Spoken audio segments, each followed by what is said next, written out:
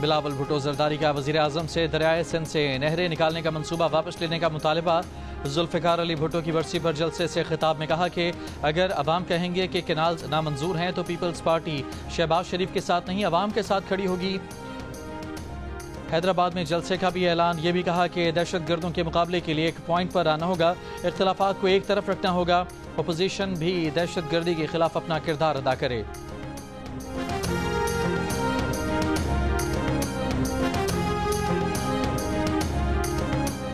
پاکستان میں دہشت گردوں اور ان کے سہولت کاروں کے لیے کوئی جگہ نہیں، army chief general Syed Asim Munir کا کور کمانڈرز کانفرنس سے خطاب۔ پاکستان کو غیر مستحکم کرنے کی کوشش کرنے والوں سے پوری طاقت سے نمٹا جائے گا۔ ملک دشمن عناصر، ان کے سہولت کاروں اور ان کی حوصلہ افزائی کرنے والوں سے ریاست پوری قوت سے نمٹے گی۔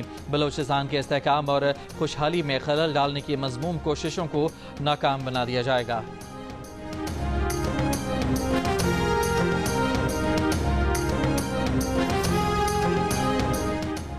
ضلع کیچ کے علاقے بلیدہ میں سیکیورٹی فورسز کا آپریشن، 2 دہشت گرد ہلاک۔ آئی ایس پی آر کے مطابق سیکیورٹی فورسز نے دہشت گردوں کے ٹھکانے کو مؤثر طریقے سے نشانہ بنایا۔ مارے گئے دہشت گرد قانون نافذ کرنے والے اداروں اور شہریوں پر حملوں میں ملوث تھے۔ صدر آصف زرداری، وزیر اعظم شہباز شریف اور وزیر داخلہ محسن نقوی کا سیکیورٹی فورسز کو خراج تحسین۔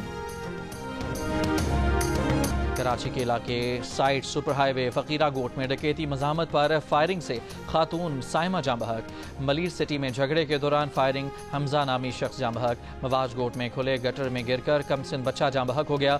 2 اپریل کو پیش آئے واقعے کی CCTV ویڈیو میں بچے کو گرتے دیکھا جا سکتا ہے۔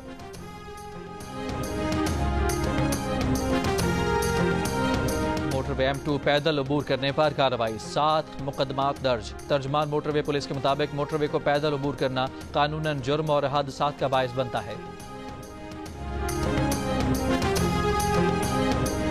مانسہرہ میں خاتون اور اس کی 16 ماہ کی بیٹی کو گولیاں مار کر قتل کر دیا گیا۔ پولیس کے مطابق خاتون نے 3 سال قبل پسند کی شادی کی تھی، شوہر سعودی عرب میں ہے۔ خاتون کو اس کے ورثاء نے قتل کیا، 4 ملزمان کے خلاف مقدمہ درج۔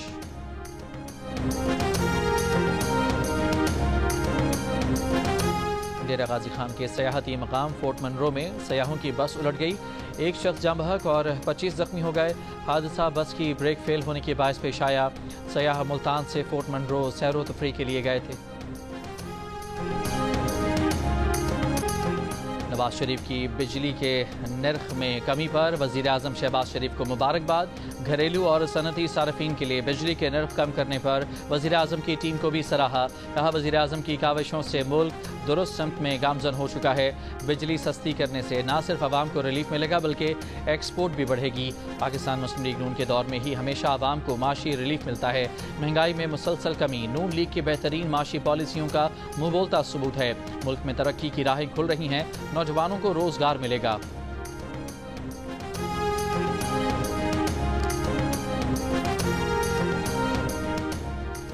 وزیر اعظم شہباز شریف کی جانب سے بجلی کی قیمت میں کمی کے اعلان کے بعد نیپرا کے اقدامات شروع۔ وفاقی حکومت کی فی یونٹ بجلی 1 روپے 71 پیسے سستی کرنے کی درخواست پر سماعت۔ پاور ڈویژن کے حکام نے کہا کہ اپریل سے جون تک یہ ریلیف ہر ماہ کے لیے دینے کی درخواست ہے۔ 1 روپے 71 پیسے فی یونٹ کا ریلیف پیٹرولیم لیوی کی مد میں دیا جائے گا۔ چیئرمین نیپرا نے کہا کہ کل 1 روپے 90 پیسے کا سہ ماہی ایڈجسٹمنٹ کا ریلیف دیا، 1 روپے 36 پیسے کا ماہانہ فیول پرائس ایڈجسٹمنٹ کا ریلیف دیا گیا۔ اگلے ہفتے تک مجموعی ریلیف 5 روپے فی یونٹ سے زائد ہو جائے گا۔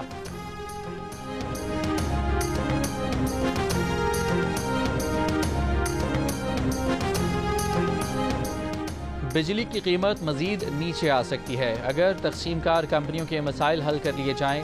وفاقی وزیر برائے پاور ڈویژن اویس لغاری کی پریس کانفرنس، کہا کہ بجلی کی تقسیم کار کمپنیوں کی ناقص کارکردگی مسئلہ ہے۔ ماضی میں مہنگے پاور پلانٹس لگاتے رہے، پاور سیکٹر کے گردشی قرضے میں 2400 ارب روپے تک پہنچ چکے ہیں۔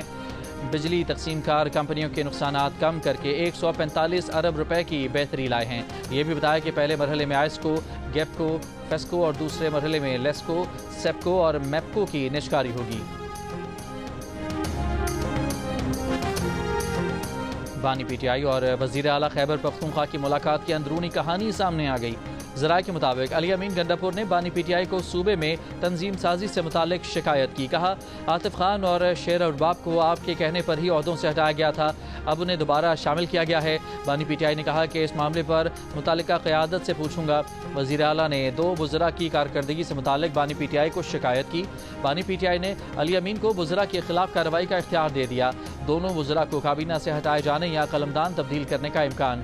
بیرسٹر گوہر کی بھی علی امین گنڈاپور سے ملاقات. پارٹی ٹکٹ سے متعلق گنڈاپور کے بیان پر اظہار تشویش. مستقبل میں خاموش رہنے اور اختلافات پارٹی کے اندر رکھنے کا مشورہ.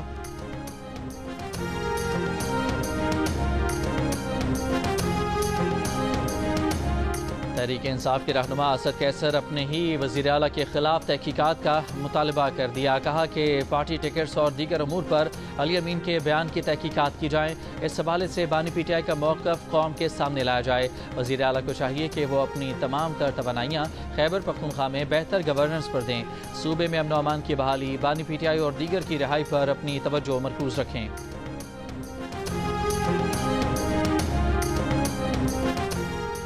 پاکستان پر عائد اضافی امریکی ٹیرف سے کیسے نمٹا جائے, حکومت نے مؤثر حکمت عملی تیار کر لی. وزیر اعظم شہباز شریف نے 2 اعلیٰ ٹیمیں بنا دیں. دونوں ٹیمیں امریکہ کے ساتھ اضافی ٹیرف کے معاملے پر مذاکرات کریں گی. وفاقی وزیر خزانہ محمد اورنگزیب 12 رکنی اسٹیئرنگ کمیٹی کے کنوینئر مقرر. سیکرٹری تجارت جواد پال کو ورکنگ گروپ کا کنوینئر مقرر کر دیا گیا. 19 رکنی ورکنگ گروپ میں متعلقہ سیکٹریز اور کاروباری شخصیات بھی شامل. امریکی اضافی ٹیرف سے پاکستانی مصنوعات پر ممکنہ اثرات کا جائزہ لیا جائے گا. امریکہ میں پاکستانی سفیر رضوان شیخ کا کہنا ہے کہ ٹیرف کے معاملے پر امریکہ سے مذاکرات شروع کر رہے ہیں. یقین ہے کہ امریکی خدشات کا ازالہ کر سکتے ہیں. جیسے کو تیسا, سیر کو سوا سیر. امریکہ کو چین 34% ٹرمپ ٹیرف نامنظور. امریکی ٹیرف میں اضافے پر چین نے عالمی تجارتی تنظیم میں امریکہ پر مقدمہ دائر کر دیا. چینی وزارت تجارت کے مطابق WTO کے تنازعات کے تصفیے کے طریقہ کار کے تحت مقدمہ دائر کیا گیا ہے. چین امریکی ٹیرف کے جواب میں 34% ٹیرف کا اعلان بھی کر چکا ہے, جس کا نفاذ 10 اپریل سے ہوگا. چینی وزارت تجارت نے 11 امریکی کمپنیوں کو غیر معتبر اداروں کی فہرست میں بھی شامل کر دیا جو اب چین میں کاروبار نہیں کر سکیں گی. امریکی صدر ڈونلڈ ٹرمپ کا کہنا ہے کہ چین نے یہ غلط کیا ہے. چین گھبرا گیا ہے. چین ایسا کچھ کرنا برداشت نہیں کر سکتا.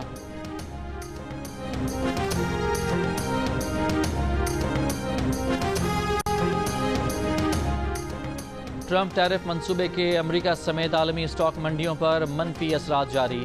امریکی اسٹاکس میں بھی 5 سال کی بدترین مندی. ڈاؤ جونز میں 4%, S&P 500 میں 4.6% اور نیسڈیک میں 4.7% کمی رہی. لندن اسٹاک ایکسچینج میں FTSE 100 انڈیکس میں کووڈ وبا کے بعد سے ریکارڈ 5% کمی آئی. جرمنی کی اسٹاک مارکیٹ میں 4% اور جاپان میں 2.8% مندی رہی.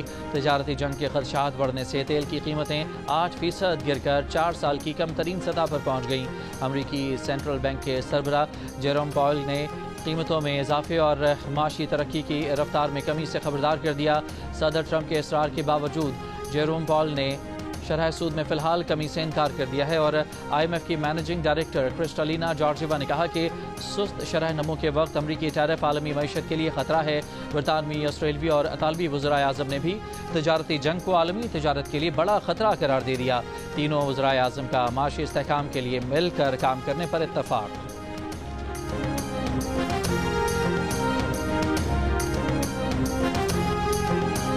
راجہ رفعت مختار کو DGFI تعینات کر دیا گیا. Waqar Uddin Syed DG national cyber crime investigation agency تعینات. National cyber crime investigation agency حال ہی میں قائم کی گئی ہے. وقار الدین سید اس ایجنسی کے پہلے ڈائریکٹر جنرل ہوں گے.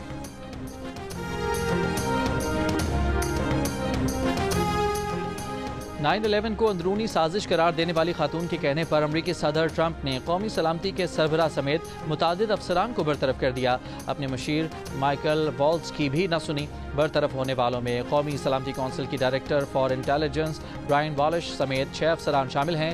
امریکی اخبار کے مطابق دائیں بازو کی سرگرم کارکن لورا لومر نے ٹرمپ کو افسران کی فہرست دی اور انہیں ناقابل اعتماد قرار دیا.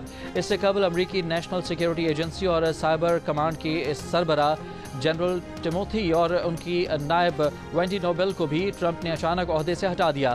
برطرفیوں پر رد عمل دیتے ہوئے امریکی صدر ٹرمپ نے کہا کہ ایسے لوگ نکال دیں گے جو ہمیں پسند نہیں یا جن کی وفاداریاں کسی اور کے ساتھ ہو سکتی ہیں.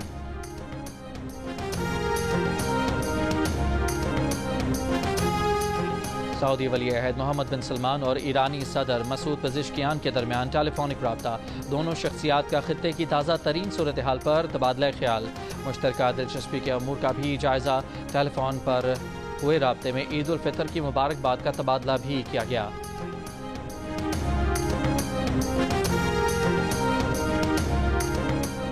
بھارت مفرور وزیر اعظم حسینہ واجد کو بنگلہ دیش کے حوالے کرے۔ بھارتی وزیر اعظم نریندر مودی سے ملاقات میں بنگلہ دیش کے عبوری رہنما محمد یونس نے مطالبہ کر دیا، کہا بھارت میں موجود حسینہ واجد مستقل عبوری حکومت پر غلط اور اشتعال انگیز الزامات لگا رہی ہیں۔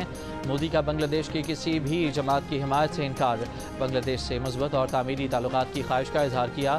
دونوں رہنماؤں کی ملاقات تھائی لینڈ میں علاقائی سربراہی اجلاس کے موقع پر ہوئی۔ بھارت کے لیجنڈری اداکار منوج کمار 87 برس کی عمر میں انتقال کر گئے۔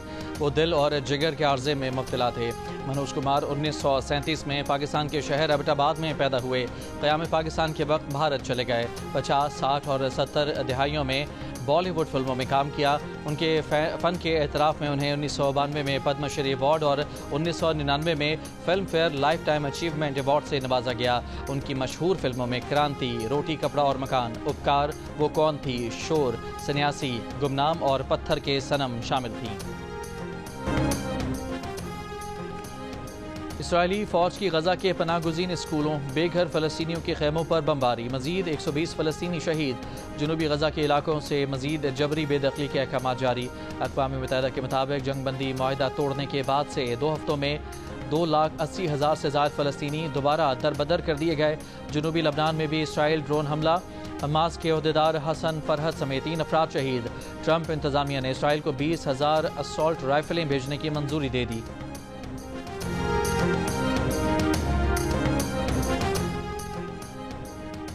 پاکستان اور نیوزی لینڈ کے درمیان تیسرا ون ڈے میچ آج رات پاکستانی وقت کے مطابق 3 بجے شروع ہوگا۔ پاکستان اور نیوزی لینڈ کے درمیان آخری ون ڈے کی تیاریاں مکمل۔ قومی اسکواڈ کا بے اوول میں انڈور پریکٹس سیشن، بارش کے باعث کھلاڑی میدان میں ٹریننگ نہ کر سکے۔ دوسری جانب نیوزی لینڈ کے مارک چیپمن انجری کے باعث آخری میچ سے بھی باہر ہو گئے۔ ٹم سائفرٹ اسکواڈ میں برقرار، 3 میچز کی سیریز میں نیوزی لینڈ کو 2-0 کی فیصلہ کن برتری حاصل۔